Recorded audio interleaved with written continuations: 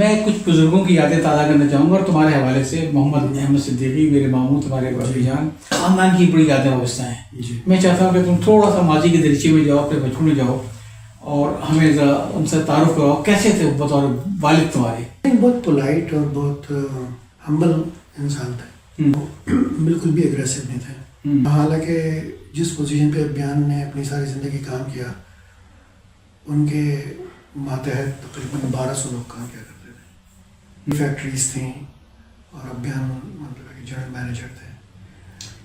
اس طریقے کے لوگ عموماً بڑے اتھارٹیٹیو ہوتے ہیں. لیکن شاید تھوڑی سی قطع کلامی ہوگی، تم نے ان کو اس مقام پہ پہنچا دیا. مجھے معلوم ہے کہاں سے اسٹارٹ کیا تھا، تمہیں یاد ہے؟ محنت کی تھی اس مقام تک آنے کے لیے، اس ڈائریکٹرشپ کے مقام تک پہنچنے کے لیے.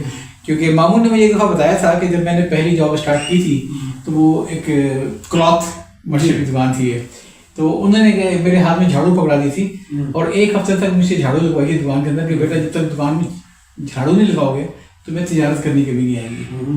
تو بڑی محنت کی تھی ماموں نے اپنے بچپن میں اور بڑا ٹرسٹ تھا ان کے اوپر وہ فیملی کا، جو کہ جن کو آپ محنت کرتے تھے. تو وہ ایسے ہی راتوں رات نہیں ڈائریکٹر بن گئے تھے، بلکہ وہ وقت شاید تمہیں یاد نہیں لیکن ہمیں یاد ہے وہ وقت. ہاں